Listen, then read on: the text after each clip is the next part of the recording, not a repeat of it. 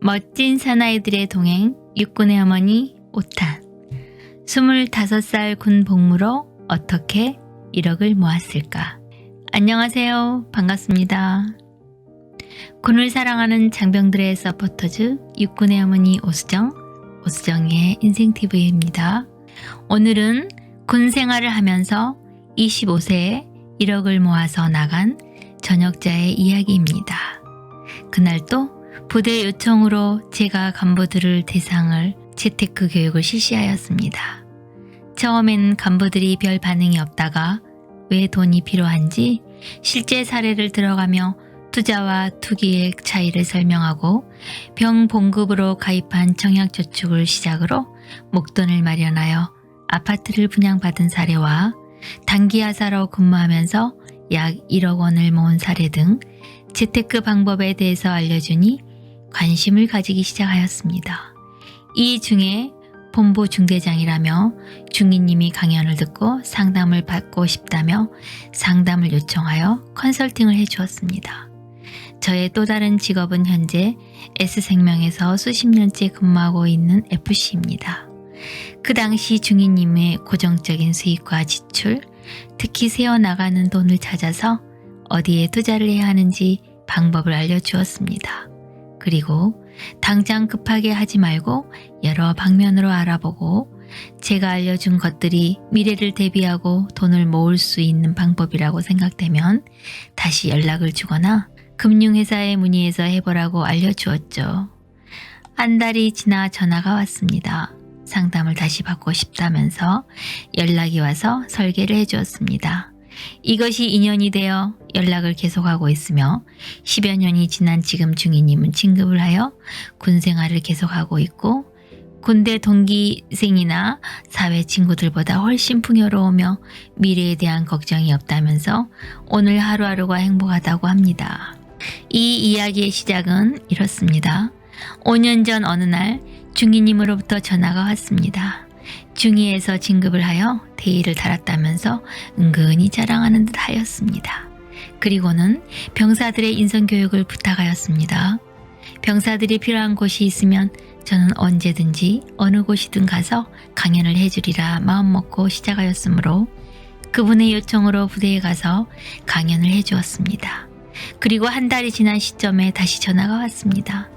죄송하지만 또 부탁을 드려야겠다며 강사님이 병사들 상담도 해주신다는데 중대원 한 명 중에 힘들어하는 병사가 있어 시간이 되시면 상담을 부탁해도 될까요? 라며 요청을 하였습니다.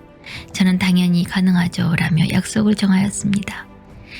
나는 4시간을 달려 부대에 도착하였으며 김일병과의 첫 만남이 이루어졌고 멋진 사나이들의 동행은 또 이렇게 시작이 되었습니다. 김일병의 이야기는 이렇게 시작됩니다. 부모님은 제가 어릴 때 이혼을 하시고 저는 아버지와 함께 생활을 하였습니다. 아버지는 몸도 불편하시고 가게가 없어 노점에서 생활용품을 파시며 하루하루 살다 보니 장날 외에는 거의 손님이 없어 공치는 날이 많았습니다. 가난 때문에 대학은 엄두도 내지 못하고 고등학교를 졸업하자마자 바로 고향을 떠나 서울로 상경을 하였고 PC방과 찜질방을 전전하며 지내다가 고향 선배에게 전화를 하여 저의 저지를 말하니 갈 곳이 없는 저를 이해하고 월세방에서 당분간이라도 함께 지내자며 도움을 줘 일자리를 구하러 다녔습니다. 저 또한 기술이 없어 일용직 또는 알바를 할 수밖에 없었습니다. 어느덧 시간이 흘러 입영통지서가 왔다는 아버지로부터 연락이 와서 연기를 하려고도 생각하였지만 하루라도 빨리 군대에 갔다 오는 것이 좋을 것 같아 지원을 하였습니다. 그리고 군에 입대를 하였습니다. 누구나 낯선 곳에서의 생활은 어색하고 힘들지 않았나요? 저는 소대장님이 면담을 자주 하고 관심을 가져주시길래 감사하다고 생각하였으나 규정에 의해서 관리를 해야 하는 것이었습니다. 저는 나중에 한 사실이지만 훈련소에서부터 관심병사로 관리를 받았습니다. 그러나 동기생들과 훈련병 생활을 하면서는 관심병사로 관리받는다는 것에 대한 차별을 느끼지 못하였고 전혀 문제없이 잘 지내고 있었습니다.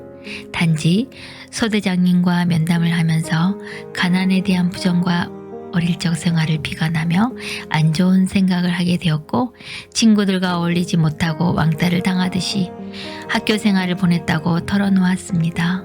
그리고 훈련소의 단체 생활이 힘들다고 솔직히 말을 하곤 하였습니다.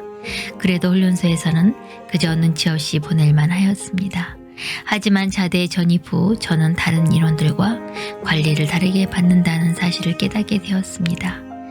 소대장님은 나의 마음 상태는 전혀 고려하지 않고 내가 문제가 있다는 그 부분 때문에 상담관 상담을 주기적으로 받았습니다. 주 5월 1회 중대장님의 면담을 하기도 하였고 간부님들의 시선은 그렇게 좋지 않았습니다. 나의 행동 하나하나가 감시의 대상이었으며 신병 위주로 휴가 때에도 복귀 시까지 매일 문자를 보내며 이상 없다고 보고해야 했습니다. 다른 병사와 다른 조건, 다른 병사와 다르게 관리를 받고 있다는 느낌을 받을 때마다 저의 자존감은 추락하였고 군에 대한 간부님과 동료 병사들에 대한 불신은 날로 커져만 갔습니다. 중대에서 관심병사로 관리받은 이유는 간단하였습니다. 성장 과정의 부모님 이혼과 학창시절 가난을 비관하여 자살을 생각해 본 경험이 있다는 이유, 인성검사에서 적응이 힘들다는 이유로 관리 대상이 되었던 것입니다. 주변 동료들과 선임들이 이런 분위기를 조금 느끼면서 나를 좋아하지 않았고 전우들과의 관계도 잘 되지 않았습니다. 그리고 일부 중대 간부님들의 시선과 선입견도 있었던 것 같습니다. 이런 병사는 원래 문제가 있기 때문에 문제가 발생할 수밖에 없다는 인식이 자리 잡고 있는 듯 하였습니다. 그래서 저는 차라리 사고라도 칠까? 라는 부정적인 생각을 하게 되었고 오로지 저녁이라는 그날을 기다리는 의미 없는 군생활을 보냈습니다. 본인이 겪어보지 않아서 모를 수도 있지만 관심병사로 관리받고 있다는 것은 정말 비참한 일입니다. 왜냐하면 나의 사생활이 이들로 인해 감시를 받고 자유롭지 못하다는 겁니다. 그리고 자대 전입 후 생활을 하면서 어떠한 잘못을 저지른 것도 없으며 문제를 일으키지도 않았는데 신상기록부에 작성된 과거의 문제로 나의 가치관, 나의 생각은 무시된 채로 관리를 받았습니다. 매일 찾아오는 면담 시간, 오늘은 중대장님께서 면담을 하면서 김일병은 이병 때보다 더 힘들어하는 것 같다면서 저에게 애로사항이 있으면 이야기하라는 것입니다. 그래서 저는 용기를 내어 부대에서 다른 병사와 달리 관심 대상이 되는 것도 싫고 그저 평범하게 관리해 줬으면 좋겠다고 솔직한 마음을 얘기하려고 하였으나 별 소용이 없을 것 같아 말을 하지 않았습니다. 그냥 저녁에서 무엇을 할지 어떻게 살아가야 하나 고민 때문이라 말하고 말았습니다. 중대장은 고민을 하시더니 저번에 강연하신 분이 어머니로서 인생 상담도 해주시고 재무 설계도 도와준다는데 상담을 받아볼 의향이 있냐고 하셨습니다. 저도 그때 강사님께서 누구나가 미래에 대한 막연함으로 두려워하기 마찬가지입니다. 어떻게 대비하고 꿈을 꾸느냐에 따라 달라집니다. 지금까지 군대 입대하기 전 어떻게 살아왔던 어떤 환경이었던 은수저 흑수저 전혀 문제 없습니다. 군 복무 동안 어떻게 준비하느냐에 따라 당신의 인생이 달라집니다. 라며 사례를 들어가면서 강연을 해주시어 감명을 받았으며 오랫동안 머릿속을 맴돌고 있었어 싫지만은 않아 상담을 받기로 하였습니다. 별 생각 없이 중대장님의 권유와 그래 한번 받아보자는 생각으로 시작하였는데 그날 어머님의 상담으로 저의 인생은 180도 바뀌었습니다. 저의 부모님은 제가 어릴 때 이혼하셔서 엄마에 대한 사랑을 받지 못하였습니다. 항상 엄마라는 단어는 그리움과 동경의 대상이었습니다. 상담을 해주시는 어머니를 뵙고 대화를 나누는데 제가 느껴보지 못한 어머니의 따뜻함이 이런 것일 수도 있겠구나 하는 생각이 들었습니다. 강사님은 저의 성장 환경을 듣고 진심으로 아파해 주시는 듯하였고 미래가 불투명한 저에게 꿈을 물어보셨고 저는 아직 구체적으로 꿈을 생각해 본 적이 없다고 하였습니다. 꿈을 이루기 위한 준비부터 습관을 어떻게 가져야 하는지 말씀해 주셨습니다. 꿈을 실현하기 위해서는 자신의 처지와 현실을 직관해야 한다. 내가 무엇을 좋아하는지, 어떤 능력을 가지고 있는지, 어떤 지식을 가지고 있는지 나의 자본은 부모님에게 조금의 도움을 받을 수 있는 물질적인 게 있는지 현실을 제대로 파악하고 다음에는 현실에 맞는 1년에서 10년의 목표를 설정하고 이를 구체적으로 실현하기 위해서 1일 월별로 해야 할 실천 목표를 설정하고 피드백을 통해 무엇이 문제였는지 잠자기 전에 잠시 생각해보는 습관을 가져야 한다라고 말씀해 주셨습니다. 강사님은 미래에 대한 설계하는 방법을 1시간 정도 상담해 주셨습니다. 그리고는 저의 가정환경과 현재 처한 상황을 들어보시고는 직업 군인에 대한 설명을 해주셨습니다. 그러나 저는 군인을 직업으로 선택하기에는 맞지 않는 것 같다며 거부감을 표현하였고 강사님께서는 사회에 나가서 직장을 구하거나 창업을 하거나 새로운 도전을 하려고 해도 자본금이 필요한데 어떻게 대비할 것인가 라는 질문을 제기하였습니다. 저는 생각을 해보지 않았기 때문에 말을 하지 못하고 있자 강사님은 차분히 생각할 기회를 주시며 말을 이어나갔습니다. 현역 부사관이 4년 6개월 군생활하면서 25살이란 나이에 1억을 모을 수 있도록 컨설팅 해주신 이야기를 들려주셨습니다.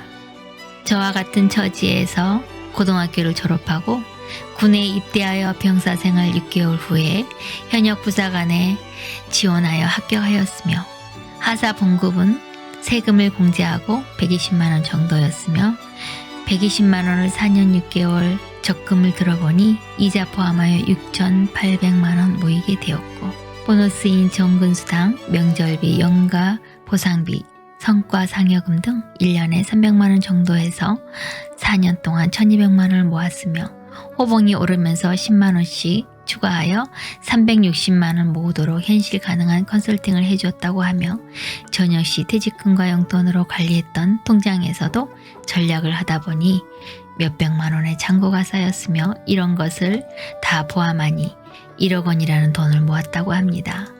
그럼 휴대폰비와 밥값, 친구들과 즐기는 경비는 무엇으로 지출할 수 있었냐고 물어보니 강사님은 금융회사 대표의 말을 인용하며 부자가 되려면 자신의 라이프 스타일을 바꿔야 한다며 부자가 되기 위해서는 자신의 생활 습관을 바꿔야 한다는 것입니다.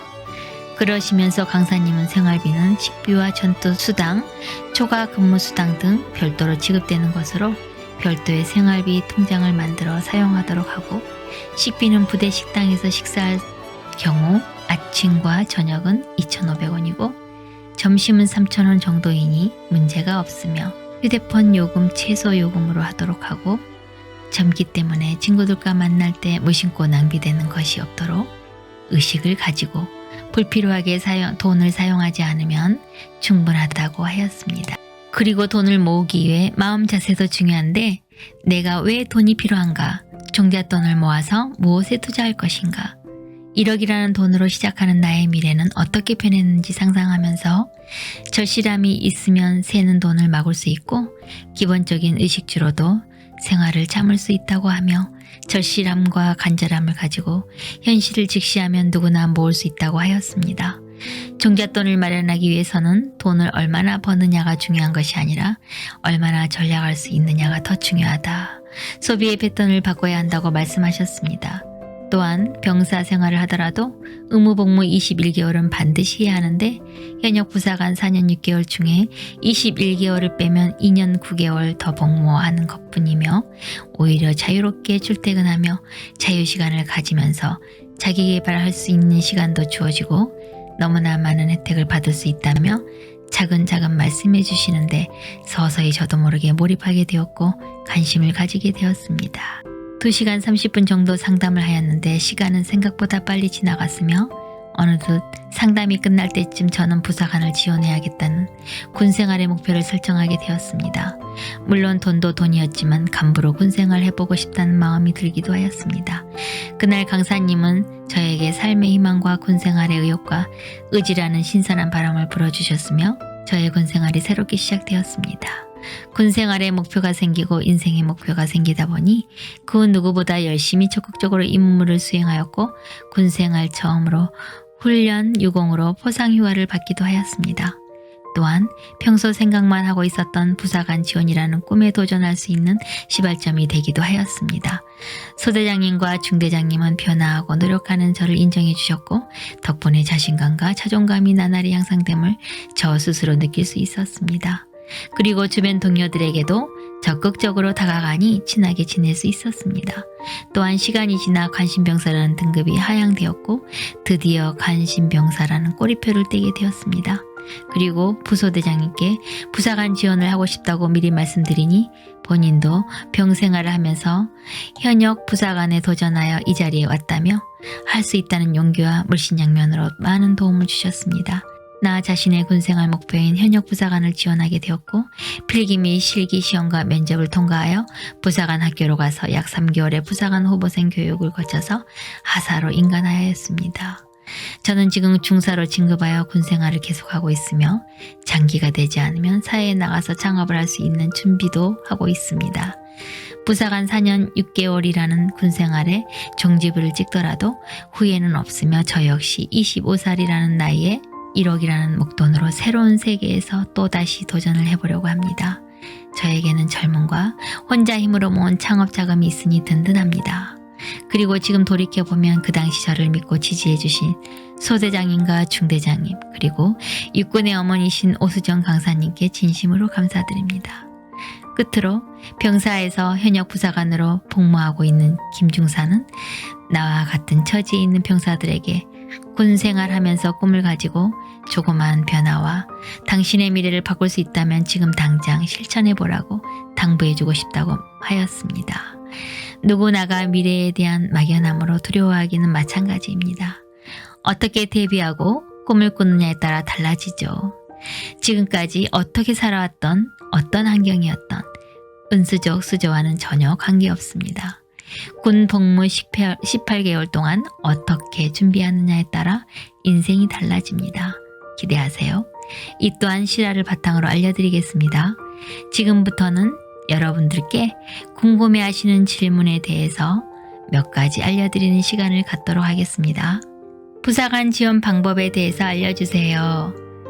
네, 먼저 부사관은 현역 병사에서 지원하는 방법으로 고졸 이상의 학력과 일병에서 병장을 대상으로 선발하며 양성교육은 부사관 학교에서 16주 교육을 받고 인간합니다. 다음은 예비역 부사관에서 지원하는 방법으로 예비역은 제대 군인 지원에 관한 법률 시행에 의거 인간일 기준 만 28세에서 30세까지 지원이 가능하며 예비역 병장 출신은 전역 2년 이내 인자로 지원이 가능하며 부사관 학교에서 16주간 교육을 받으며 중사 이상 예비역은 부사관 학교에서 3주 교육을 받습니다. 민간인에서 지원은 고졸 이상 및 인간일 기준 만 18세에서 27세 이하 남녀이며 양성교육은 6훈련소 교육 5주와 부사관 학교 교육 16주로 21주 교육을 받고 인간합니다. 다음은 병사로서 군생활을 하면서 병장 진급 후 전역 3개월 전에 전문 하사를 신청하여 6개월 단위로 복무를 신청 가능하며 전문 하사 6개월 이상 복무, 단기 하사 전환 지원이 가능합니다. 지금까지 부사관 지원 방법에 대해서 간략히 알아보았는데 부사관을 지원하려고 하는 분들에게 도움이 될 수 있도록 부사관 지원 방법과 부사관으로 혜택, 부대에서 어떤 역할을 담당하는지 다음에 또 영상을 올려보도록 하겠습니다. 부사관 지원 방법이나 군과 관련되지 않아도 개인적인 궁금한 점이 있다면 댓글이나 연락을 남겨주시면 궁금증을 해결해 드리겠습니다. 오늘은 여기까지 하겠습니다. 다음은 눈물을 흘린 어느 병사의 이야기를 올리겠습니다. 제가 재능 기부를 통한 군부대 강연을 하면서 여유가 있을 때에는 장병들에게 초코파이를 주고 있습니다. 여러분들의 응원과 관심은 장병들의 큰 힘이 된답니다. 구독, 좋아요, 알람 설정 부탁합니다. 감사합니다. 지금까지 군을 사랑하는 장병들의 서포터즈 육군의 어머니 오수정의 인생TV였습니다. 감사합니다.